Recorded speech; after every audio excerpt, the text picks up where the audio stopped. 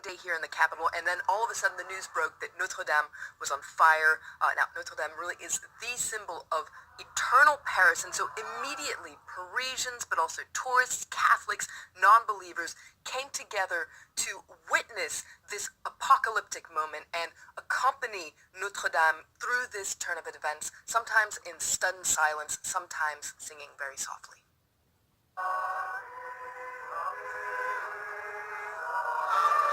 It's happening right now. It's horrible. Everyone is waiting, kind of in reverence. We're watching 800 years of history go up in smoke.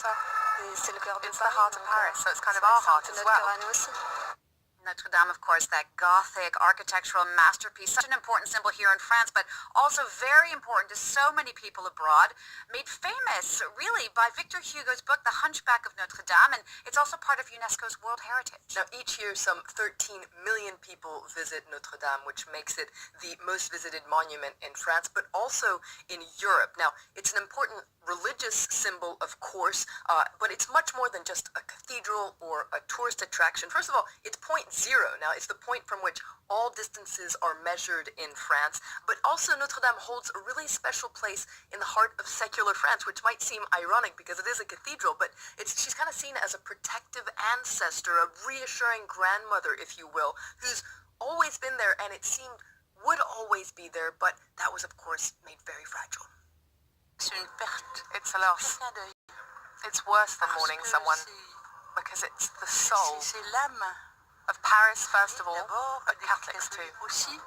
Of course, there was immeasurable relief that no lives were lost in the fire of Notre Dame, but there is still this feeling that some of the beauty, some of the grandeur of France went up in flames that day, and after all, you really can't disassociate Notre Dame from the history of France. Well, because in her over 850-year history, Notre Dame has really seen it all, whether it's royal marriages, looting during the Revolution, of course, the coronation of Napoleon, 2 world wars, the Nazi occupation. In fact, during the Nazi occupation, the bells stopped ringing, and it was at Notre Dame that General Charles de Gaulle celebrated the liberation of Paris, and it's also there that his funeral took place. Now, more recently, there was a memorial for the victims of the November 2015 attacks, and in a way, that recent history is why it was so upsetting to see Notre Dame in flames, because, Paris has really been rocked by these terrorist attacks in recent years, and through it all, there was one reassuring thing, is that the monuments were always there. They seemed indestructible. Notre Dame survived it all, so could we, and so